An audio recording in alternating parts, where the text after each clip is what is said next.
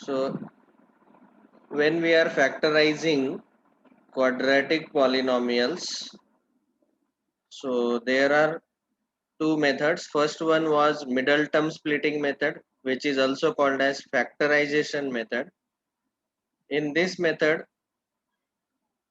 इस मेथड में ये जो क्वाड्रेटिक पॉलिनोमियल दिया हुआ है उसका स्टैंडर्ड फॉर्मेट रहेगा ax square plus bx plus c इस टाइप का, और यहाँ पे एक्स स्क्वायर का कोएफिशिएंट a और कांस्टेंट c, इनका प्रोडक्ट के ऐसे दो फैक्टर लेते हैं हम जिनका एडिशन मिडिल टर्म का कोएफिशिएंट आना चाहिए. That was the first way. Then second method was completing square method. ये सब लेंथी डेरिवेशन मैंने बताया था, लेकिन एंड में हमने कंक्लूड किया कि आपको बस ये फॉर्मूला याद रखना है.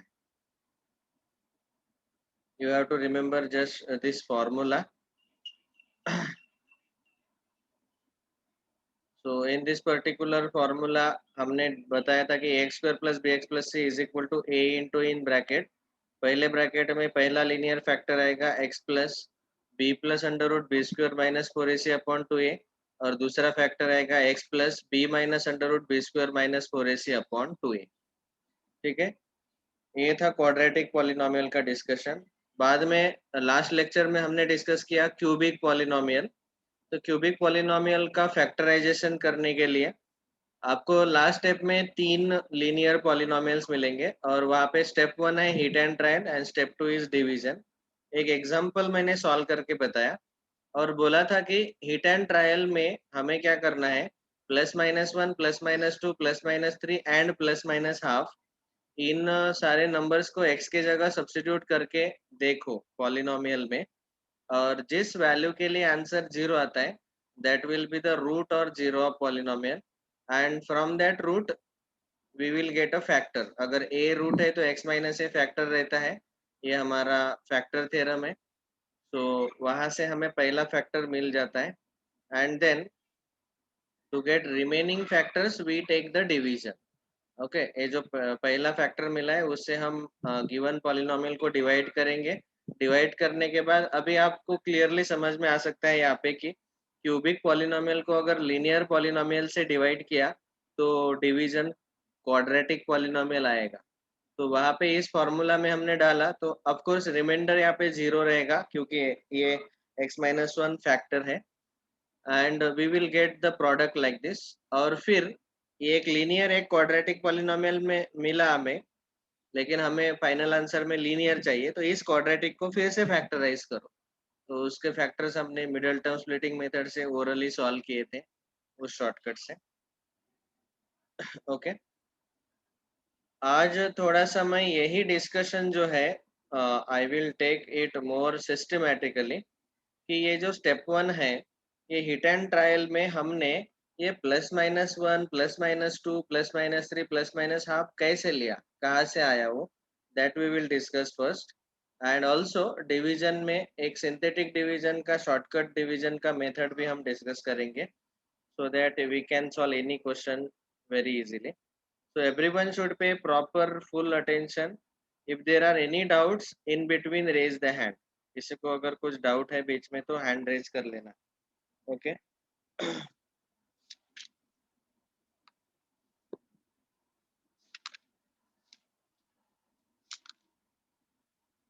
and every day I am going to take the attendance of the class, and please join on time.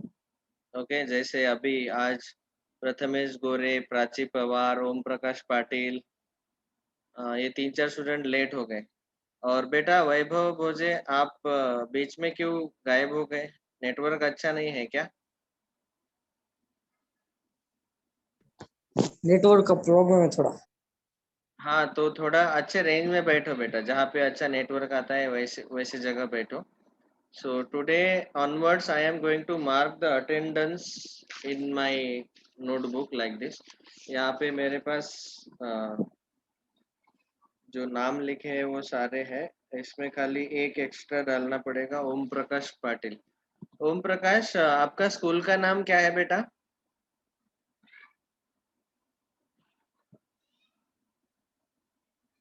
Om Prakash Patil, Bhalchandra Patil. वो नाम बदल के आ जाओ बेटा। ठीक है, मैं दूसरा नाम देख के कंफ्यूज हो जाता हूँ। ओके। और इसके आगे एक चीज इम्पोर्टेंट मैं बोलूंगा कि इसके आगे डेली जो लेक्चर्स होते हैं those I will keep on, of course daily नहीं, every Saturday I will upload on YouTube channel. मेरा जो यूट्यूब चैनल है सचिन राउत सर मैथ्स, उस चैनल पे आपको सीधा रिकॉर्डेड लेक्चर मिल जाएगा। ठीक है, you need not ask me. Okay, आप ऐसा कर सकते हैं कि प्लीज अपलोड अपलोड करने का याद दे सकते हैं। ओके, हाँ बोलो सार्थक। When we will get advanced book? अरे नोट्स आपको मिल जाएंगे, वो प्रिंटिंग हो गया, फिजिक्स केमिस्ट्री का हो गया, बस मैथ्स का प्रिंटिंग बच गया है। बस जैसे ही मैथ्स का प्रिंटिंग हो जाता है आपको तुरंत मिल जाएंगे नोट्स। ओके, बुकलेट्स रेडी है आपके जो एडवांस फाउंडेशन के। प्रथमेश गोरे पूछो, क्या पूछना था? सर वो आपके सर चैनल की लिंक भेजो ना।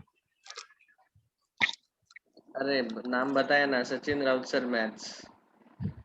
Okay sir. यूट्यूब पे डालो मिल जाएगा, सब्सक्राइब कर लो, ताकि मुझे सब्सक्रिप्शन का कोई जरूरत नहीं, आप करो ना करो उससे कोई फर्क नहीं पड़ता, लेकिन उस चैनल पे मैं सर सारे नोटिफिकेशन इन सीक्वेंस नोटिफिकेशन आती सर।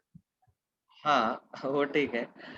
एनीवेज मैं एवरी सैटरडे अपलोड करते जाऊंगा लेक्चर्स, जो भी मिस हुआ आपका वो आप सुन सकते हैं, but only on Saturday I will upload. Okay, Sudhanshu क्या पूछना था कुछ? सर पॉलिनोमियल्स का सर आप आज अपलोड कर सकते हैं? अरे सारे लेक्चर अपलोडेड है, बस मेरा मंडे का लेक्चर अपलोड नहीं है। सारे lecture in sequence date wise uploaded है, बस ये मंडे का मैंने अपलोड नहीं किया। सैटरडे तक के सारे अपलोड है, और कल तो छुट्टी था, कल मैथ्स का क्लास ही नहीं हुआ। वो डायरेक्ट चैनल पे जाके सुन लो, मैं उसका प्लेलिस्ट भी बना देता हूँ ताकि आपको ढूंढने का जरूरत नहीं पड़ेगा हर बार। प्लेलिस्ट में एक ही लिस्ट में जाएंगे तो सारे एक ही चैप्टर के सारे पार्ट्स आपको दिख जाएंगे। Okay, now we were discussing this question 5, factorization of cubic polynomials. अभी क्यूबिक पॉलिनोमियल को फैक्टराइज करने के लिए जो हमारा पहला स्टेप है वो है हिट एंड ट्रायल मेथड। लेकिन ये आया कहाँ से? हिट एंड ट्रायल में हम +-1 +-2 +-3 और +-हाफ इनसे हिट एंड ट्रायल करके देखते हैं, एक्स के जगह पॉलिनोमियल में सब्स्टिट्यूट करके देखते हैं, और वो अगर रूट है तो वहां से पहला फैक्टर हम फाइंड आउट करते हैं। So this has come from 2 theorems, and those 2 theorems are, पहला थ्योरम है integral root theorem, and second theorem is rational root theorem। ये ऑफ कोर्स एनसीईआरटी के बुक में नहीं दिया है, एनसीईआरटी के बुक में सीधा हमें बोला गया कि हिट एंड ट्रायल करो इस नंबर से, सीधा सीधा ऐसे ही बोला है। ऑफ कोर्स थोड़ा इनिशियल डिस्कशन दिया हुआ है इंटीग्रल रूट थ्योरम का, और दूसरा है रैशनल रूट थ्योरम। दोनों थ्योरम आपको अच्छे से पता होने चाहिए, क्योंकि हम खाली ये नहीं डिस्कस करते कि बस ये हिट एंड ट्रायल करो, लेकिन क्यों करना है वो भी हमें पता रहना चाहिए। So integral root theorem says that if there is a cubic polynomial, say p of x is equal to ax cube plus bx square plus cx plus d, तो अगर a का वैल्यू 1 है, a मीन्स x क्यूब का coefficient, और a को हम एक special नाम भी देते हैं, it is called as leading coefficient. Leading coefficient मतलब जो हाईएस्ट पावर वाला टर्म है, x का हाईएस्ट पावर 3 है, उसका कोएफिशिएंट जो है उसको हम लीडिंग कोएफिशिएंट बोलते हैं, और उसका वैल्यू अगर a 1 है तो उस केस में हम इंटीग्रल रूट थ्योरम यूज करेंगे।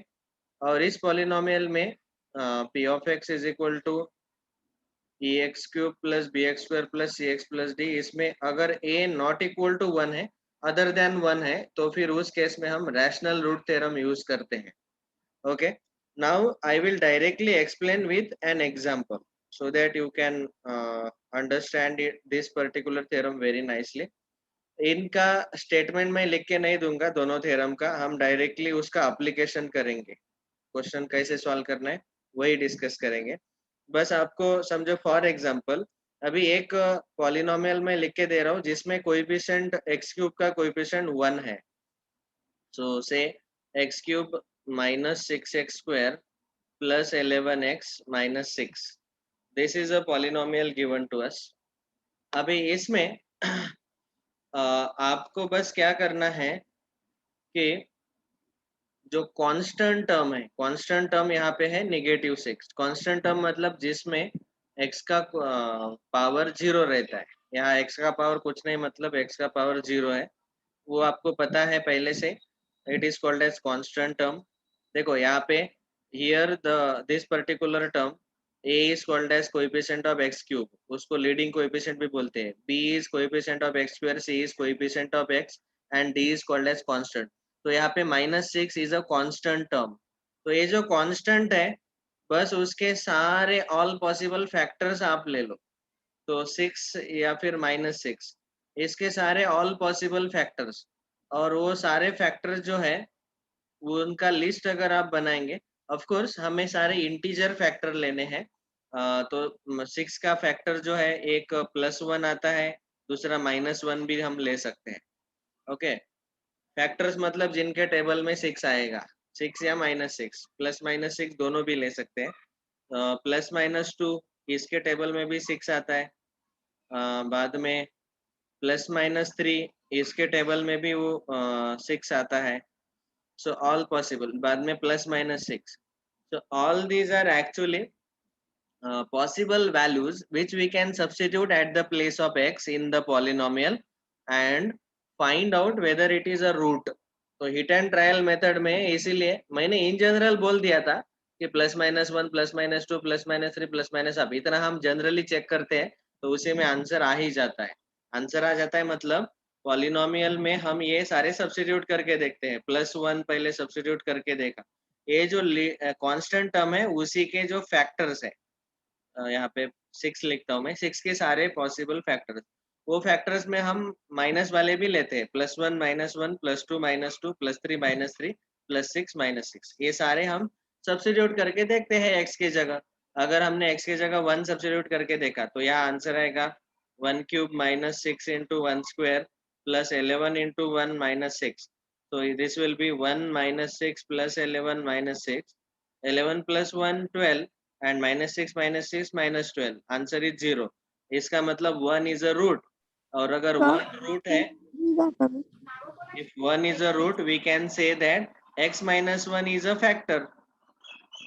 ठीक है, ये पहला हुआ. वैसे ही आप -1 डाल के देखो, बाद में +2 डाल के देखो, like that. So if I substitute +2, तो 2 क्यूब 8 आएगा. x के जगह 2 डालना है यहाँ पे. ओके, इस पॉलिनोमियल में p of x में x के जगह 2 डालो. 2 क्यूब 8, मैं डायरेक्ट कैलकुलेशन लिख रहा हूँ. -6 into 2 का स्क्वायर 4, -24 प्लस 11 2 22 -6. अभी पॉजिटिव वाले 22 + 8 30 आएगा, -24 -6 -30, आंसर इज 0. तो यहाँ पे 2 is 1 root, so therefore we can say x minus 2 will be the factor. x minus 2 will be the second factor.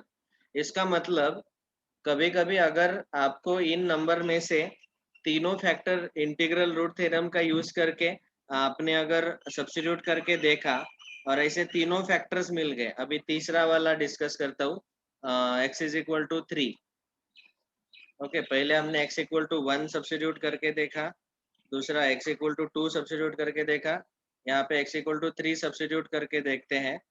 तो p of 3 आप कैलकुलेशन करो, वो आंसर 0 आता है. ये पॉलिनोमियल का फैक्टराइजेशन मुझे पहले से पता है, इसीलिए मैंने एग्जांपल में लिया.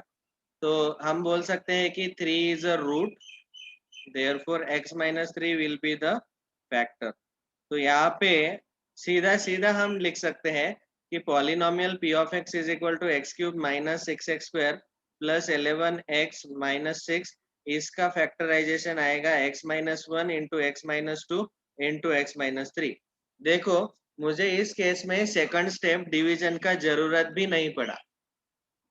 सो इंटीग्रल रूट थ्योरम से अगर आपने सारे फैक्टर्स देखे, अभी मुझे पता था इसलिए मैंने 1 2 3 ही आपको सब्स्टिट्यूट करके दिखाए और वहां से हमें तीनों फैक्टर्स मिल गए।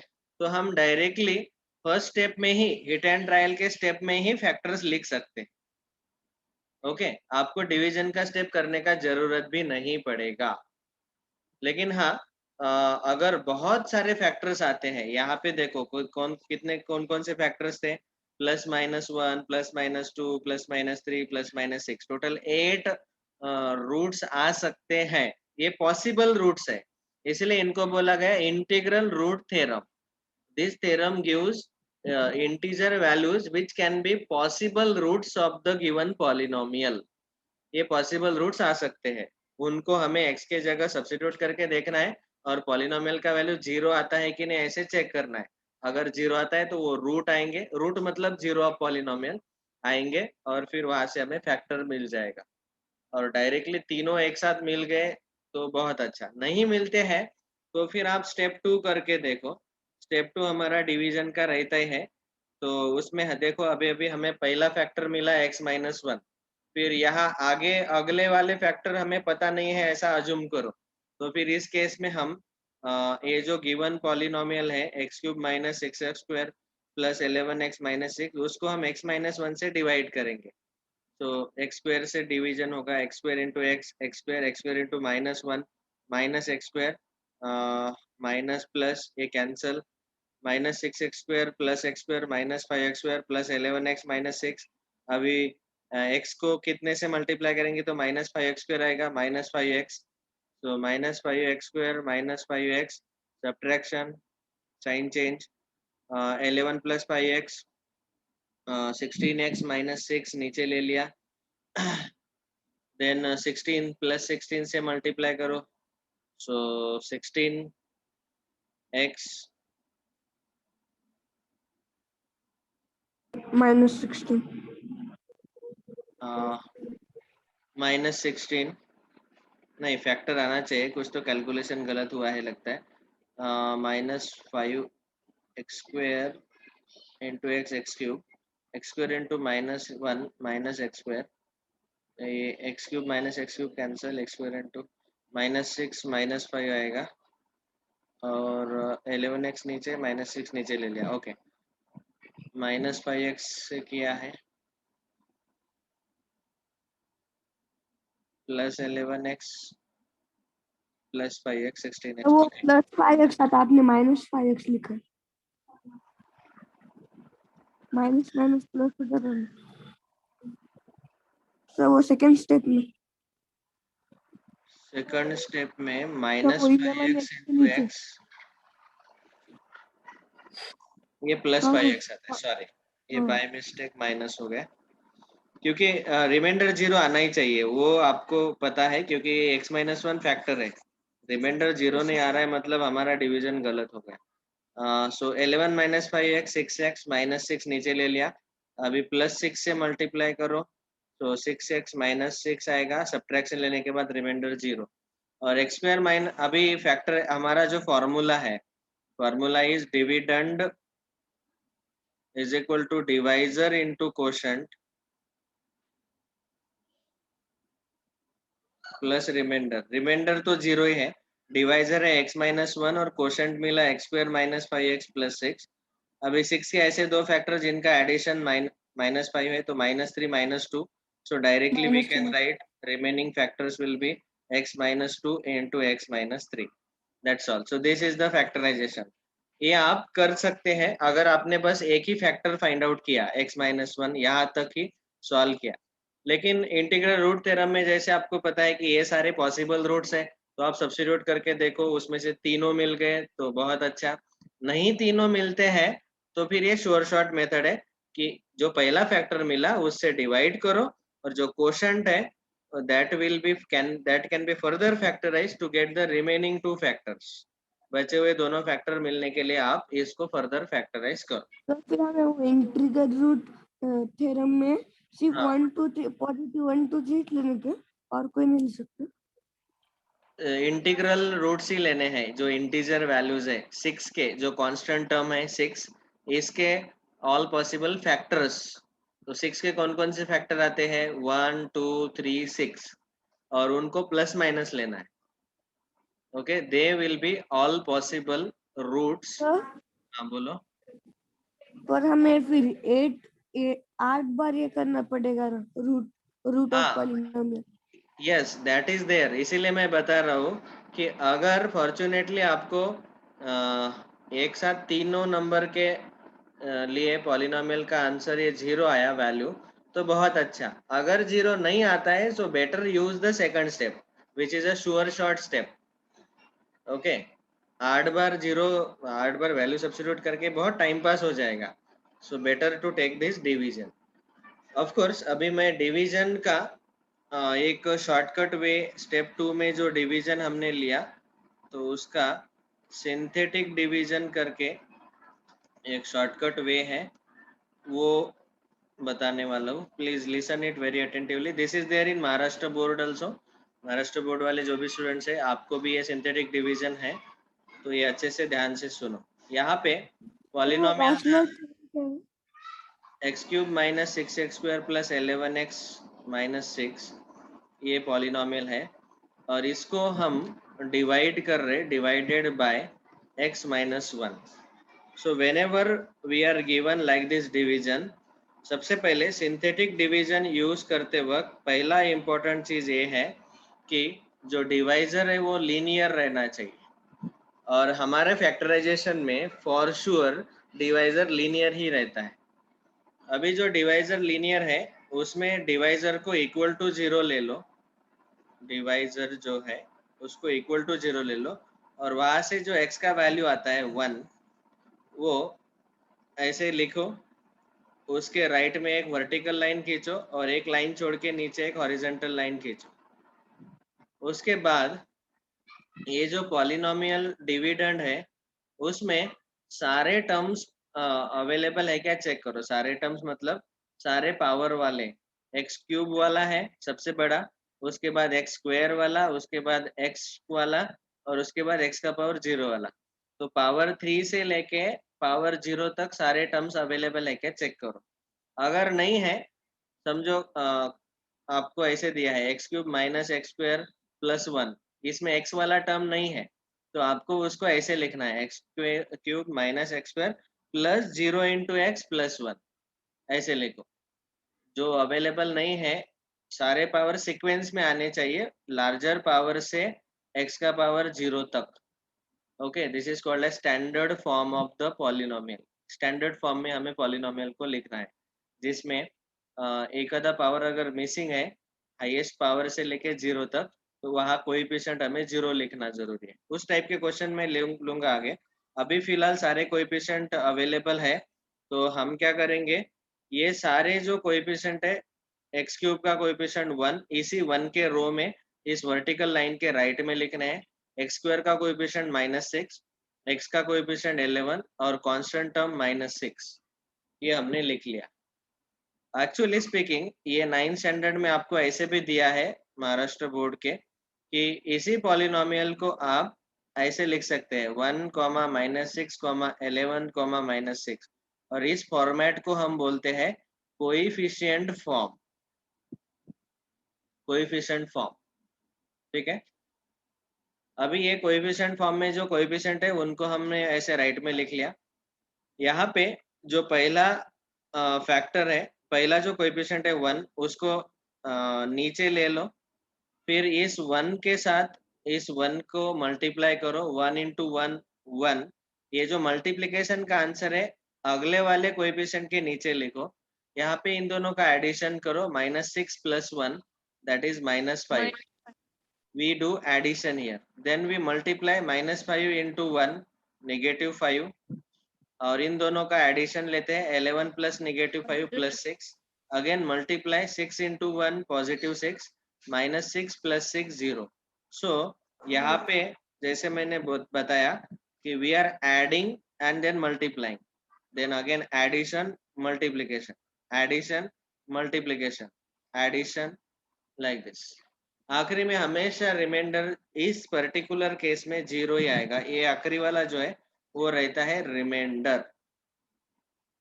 ओके, और ये जो है 1 - 5 6, it is actually 1, -5, 6, it is the coefficient form of the quotient, ये quotient है।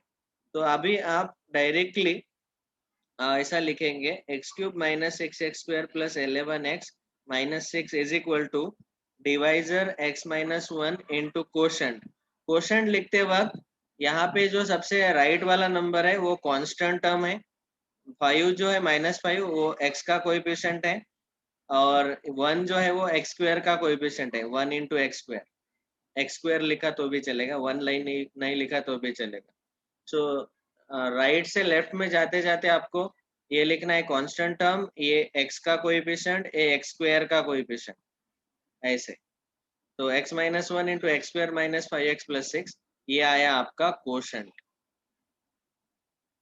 ठीक है, बस अभी इसको फैक्टराइज करो। आपको पता ही है, अभी अभी हमने देखा कि 6 के दो फैक्टर्स -3 -2 आते हैं, जिनका एडिशन -5 आता है। सो x - 3 x - 2 ये दो फैक्टर मिल जाते हैं। So this is our final answer.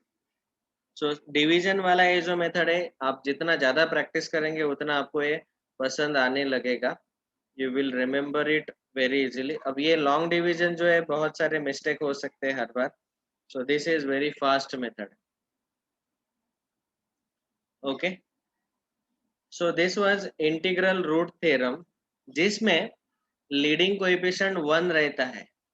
लेकिन कैसे कैसे क्वेश्चन में, अगर जैसे फोर्थ वाला क्वेश्चन है जिसमें लीडिंग कोएफिशिएंट 1 के अलावा दूसरा है, तो यहाँ पे polynomial p of y is equal to, मैं इसको लूंगा 2y³ + y² - 2y - 1। तो यहाँ पे हमें क्या करना पड़ता है, हियर ये जो लीडिंग कोएफिशिएंट है अदर देन 1 अगर है, तो हमें जो रूट्स है, ऑल पॉसिबल रूट्स है, वो मिलते हैं b/c इस फॉर्मेट के। अब यहाँ पे b है, what is b and what is c, this is very very important. तो यहाँ पे ये जो b है, b is a factor of the constant. यहाँ पे जो b है, it is the factor of the constant term. यहाँ पे कांस्टेंट टर्म कौन सा है, -1। ओके,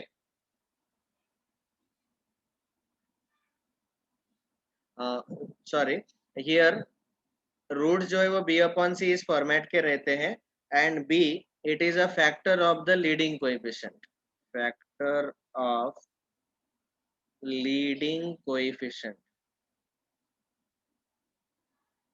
और c is a factor of constant term.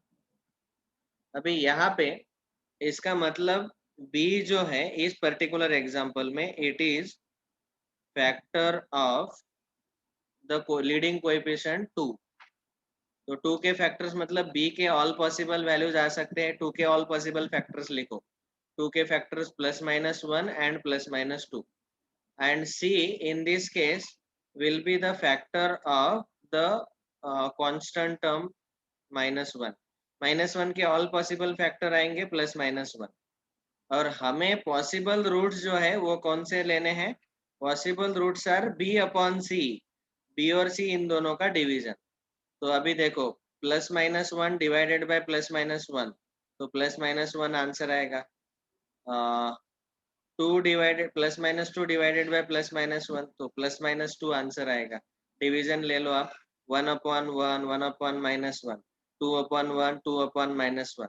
ये समझ में आ रहा है कि सबको b/c जब ले रहे हम, तो +-1 +1 अपॉन +1 1 आएगा, 1/-1 -1 आएगा, -1 अपॉन -1 +1 आएगा, ऐसे 2/1 2 आएगा, तो +-2। ये रहेंगे पॉसिबल रूट्स, +-1 और +-2।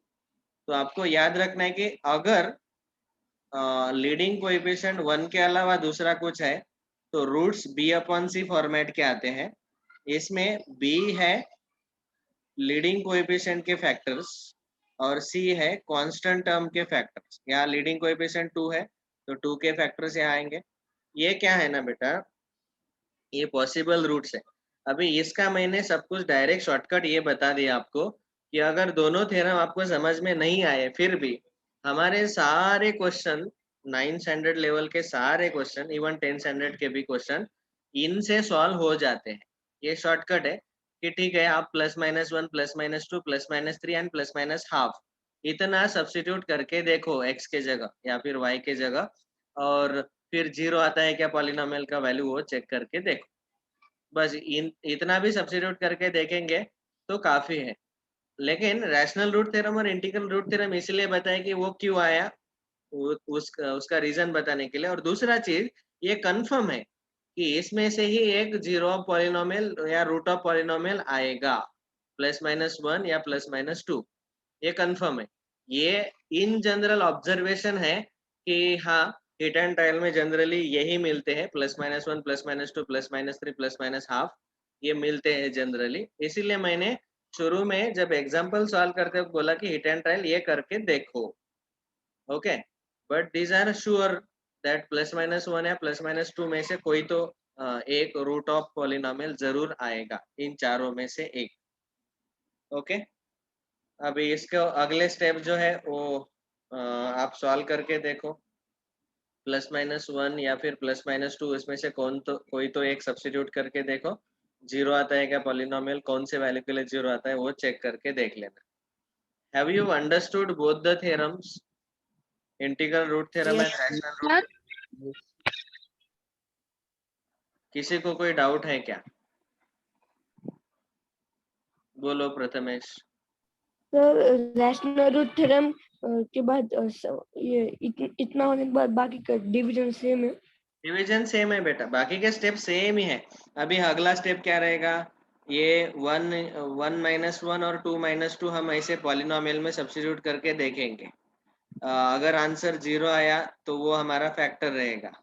ठीक है, बता देता हूँ ये अगले स्टेप जो है, ये रैशनल रूट थ्योरम यूज करके ये जो क्वेश्चन है 4th वाला क्वेश्चन में सेपरेटली सॉल्व करके ही बताता हूँ। See this was actually exercise का ही क्वेश्चन है ये 4th वाला, क्वेश्चन 5, 4th क्वेश्चन। तो इसमें p of y is given to us 2y³ + y² -2y - 1। हमने बोला कि रूट जो है वो b/c फॉर्मेट के आते हैं। यहाँ पे b जो है ये लीडिंग कोएफिशिएंट के फैक्टर्स आएंगे, दैट इज +-1 +-2, और यहाँ पे c जो है ये कांस्टेंट टर्म के फैक्टर्स आते हैं +-1। तो इसीलिए b/c के वैल्यूज आएंगे +-1 एंड +-2। ओके, इन दोनों का डिवीजन ले लो b/c। b/c जो वैल्यूज है, ये वैल्यूज रूट्स के वैल्यूज, पॉसिबल रूट्स के वैल्यूज आ सकते हैं। तो इसीलिए अभी हम p(1) सब्स्टिट्यूट करके देखेंगे, बाद में p(-1), p(2), p(-2). 1 डाल के देखो, 2 × 1³ 2 माइनस y के जगह 1, y² 1² +1 आएगा, -2y -y मतलब 1 है, सॉरी, -2 और आखिरी का है -1। ये इसका आंसर 0 आया। सो वी कैन डायरेक्टली से नो, आगे जाने का जरूरत ही नहीं है, 1 के लिए ही 0 आ रहा है। So we can say 1 is a root, therefore we can say x - 1 is a factor. अभी ये पहला फैक्टर तो मिल गया, दूसरा फैक्टर ये हुआ हमारा स्टेप 1 हिट एंड ट्रायल। ठीक है, और स्टेप 2 है हमारा डिवीजन। डिवीजन के लिए भी मैंने बोला कि सिंथेटिक डिवीजन यूज करो। तो सिंथेटिक डिवीजन में हम डिवाइजर को इक्वल टू 0 लेके ये जो 1 है ये वर्टिकल लाइन के लेफ्ट में लिखते हैं, और इसके जो सारे कोएफिशिएंट्स है वो यहाँ राइट में लिखते हैं।